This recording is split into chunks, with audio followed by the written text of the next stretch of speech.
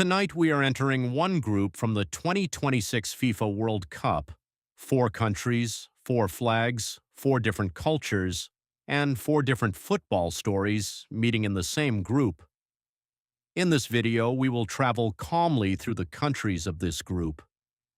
We will not only look at the teams, we will look at the countries behind them, their cities, their food, their traditions, their famous places, their football history, and the important players who will carry their hopes onto the pitch.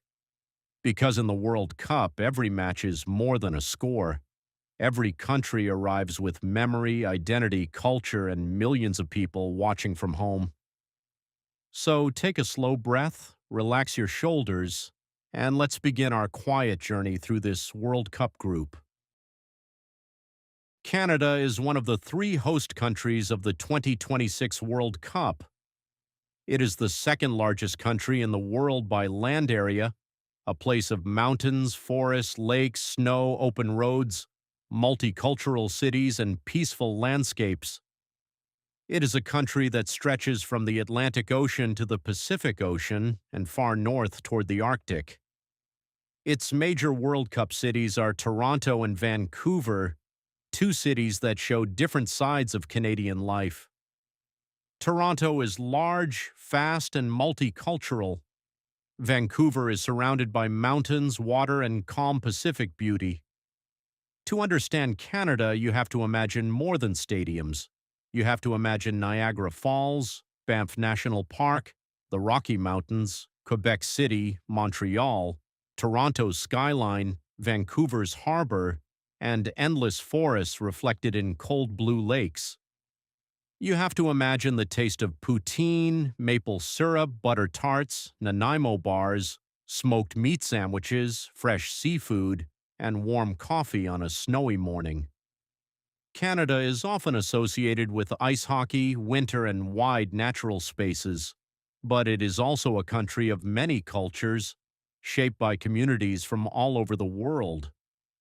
In cities like Toronto and Vancouver, football belongs to people with roots in Europe, Africa, Asia, South America, the Caribbean, and the Middle East.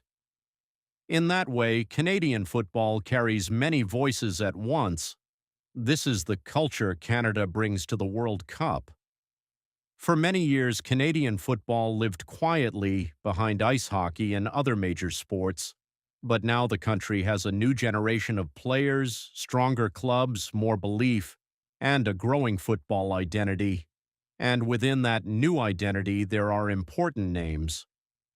Alphonso Davies is the symbol of modern Canadian football, a fast, explosive player who gave Canada its first ever World Cup goal in 2022. Jonathan David brings calm finishing, movement, and attacking intelligence. Tajon Buchanan adds speed, dribbling, and direct energy. Steven Eustachio gives control and balance in midfield. Sile Larin brings experience and goals, while Ismail Kone represents the next wave of Canadian talent. In 2026, Canada is not just participating, it is welcoming the world. Hosting the World Cup is a major moment for Canadian soccer. It gives the country a chance to show that football is no longer just growing quietly, it is becoming part of the national story. So when Canada steps onto the pitch, remember this. You are not only watching 11 players, you are watching a country of mountains, lakes, snow, cities, cultures, famous foods, rising football belief, and a new generation trying to change the future of the game at home. And now we move to another story from this group. A different flag, a different culture, a different football rhythm. Another country, carrying its own history, its own flavors, its own places, and its own dream. Let's continue. Bosnia and Herzegovina is a country in southeastern Europe, in the heart of the Balkans. It is a place of mountains, rivers, stone bridges, old streets, and emotional history. Its capital, Sarajevo, is one of the most meaningful cities in Europe. It is a city where different cultures, religions, and traditions have lived close to each other for centuries. Ottoman influence, Balkan identity, Austro-Hungarian architecture, and modern European life all meet in the same streets. To understand Bosnia and Herzegovina, you have to imagine more than stadiums. You have to imagine the smell of cevapi served with warm bread and onions, fresh burek from a bakery, dolma, baklava, and strong Bosnian coffee poured slowly into a small cup. You have to imagine Bashcharshia in Sarajevo, the old bridge of Mostar standing above the Neretva River, the quiet beauty of Blagaj, and mountains surrounding towns like natural walls. Bosnia and Herzegovina feels like a country where history is never far away. Its rivers, bridges, and old neighborhoods carry memories of beauty, pain, survival, and identity. It is a place where food, music, family, and football can all become part of the same emotional story. This is the culture Bosnia and Herzegovina brings to the World Cup. Football in Bosnia and Herzegovina is passionate, technical, and deeply emotional. The national team carries the hopes of a small country with a powerful football heart. When Bosnia plays, it is not only about the match, it is about pride, recognition, and the feeling of being seen by the world. The country's greatest World Cup memory came in 2014 when Bosnia and Herzegovina reached the tournament for the first time as an independent nation. That moment was historic. It gave the country its first true World Cup chapter and created memories that still belong to Bosnian football today. And within this team, there are important names carrying the story forward. Edin Dzeko is the symbol of Bosnian football, a legendary striker, leader, and one of the greatest players the country has ever produced. Ermedin Demirovic brings energy, movement, and attacking quality. Sead Kolasinac adds strength, experience, and defensive power. Amar Dedic gives the team speed and modern fullback quality, while Esmir Bajraktarevic represents young talent and fresh imagination. Benjamin Tahirovic adds balance in midfield, and Nikola Vasili brings security in goal. Bosnian football also remembers names like Miralem Pjanic, Asmir Begovic, Vedad Ibišević, and Emir Spahic, players who helped build the country's football identity on the international stage. In 2026, Bosnia and Herzegovina arrives with memory, pride, and the feeling of a country that understands how much a World Cup appearance can mean. So when Bosnia and Herzegovina steps onto the pitch, remember this: you are not only watching 11 players, you are watching a country of mountains, rivers, stone bridges, Ottoman influence, Balkan culture, rich food, emotional history, and football dreams carried by millions of hearts. And now we move to another story from this group: a different flag, a different culture, a different football rhythm, another country, carrying its own history, its own flavors, its own places, and its own dream. Let's continue.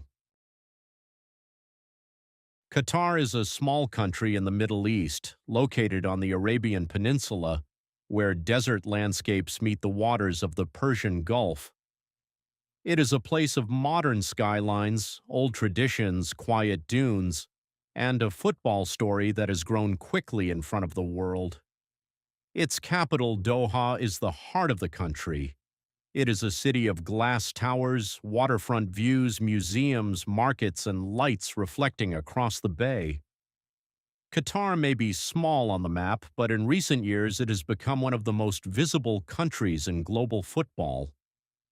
To understand Qatar, you have to imagine more than stadiums. You have to imagine the smell of machbouz, a spiced rice dish often served with meat or fish, the warmth of haris, the sweetness of lukaimat, grilled meats, dates, and Arabic coffee shared slowly as part of Gulf hospitality. You have to imagine Souk Waqif in Doha, with its narrow walkways and traditional market atmosphere. You have to imagine the Museum of Islamic Art, Qatar Cultural Village, the Pearl, the desert dunes outside the city, and the contrast between ancient Gulf tradition and futuristic architecture. Qatar is a country shaped by desert, sea, trade, family, and rapid transformation. It carries the quiet image of sand dunes at sunset, but also the bright image of a modern capital looking toward the future. This is the culture Qatar brings to the World Cup. Football in Qatar has grown through investment, academies, international attention, and the experience of hosting the world. In 2022, Qatar became the first country in the Middle East to host the FIFA World Cup. That tournament gave the country a permanent place in football history. Now, in 2026, Qatar returns not as the host, but as a team trying to prove itself on the pitch. This changes the story. It is no longer only about welcoming the world, it is about competing in it. And within this team, there are important names carrying Qatar's hopes. Akram Afif is the creative star, a player known for imagination, movement, and the ability to change a match with one pass or one moment. Almoez Ali is one of the country's most important forwards, a goalscorer connected to Qatar's modern football success. Pedro Miguel brings strength and experience, while Boalem Kuki gives the team leadership and presence in important moments. Hassan Al-Haidoz carries experience and memory from Qatar's rise, and Mohamed Muntari remains part of the country's World Cup story after scoring Qatar's first goal at the tournament in 2022. Qatar's greatest football achievement came when it won the Asian Cup in 2019, a moment that showed the country's football project could produce real success. The memory of hosting in 2022, combined with the ambition of 2026, makes Qatar one of the most interesting stories in this group. So when Qatar steps onto the pitch, remember this: you are not only watching 11 players, you're watching a country of desert dunes, Gulf traditions, Arabic coffee, modern skylines, famous markets, World Cup memories, and a football project still trying to write its next chapter. And now we move to another story from this group: a different flag, a different culture, a different football rhythm, another country, carrying its own history, its own flavors, its own places, and its own dream. Let's continue. Switzerland is a country in the heart of Europe, surrounded by France, Germany, Italy, Austria, and Liechtenstein.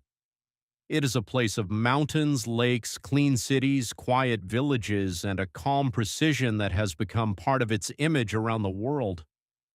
Its capital is Bern, a historic city with old streets, arcades, and a peaceful rhythm. But Switzerland is also known through cities like Zurich, Geneva, Lucerne, Basel, and Lausanne, each showing a different side of Swiss life.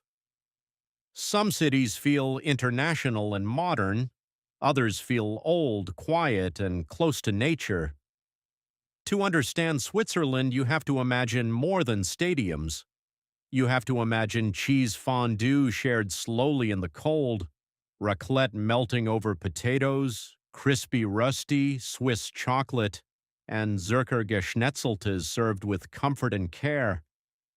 You have to imagine the Matterhorn rising above the Alps, Lake Geneva shining under the sky, Lucerne beside the water, Interlaken between mountains, and trains moving peacefully through valleys and snowy peaks.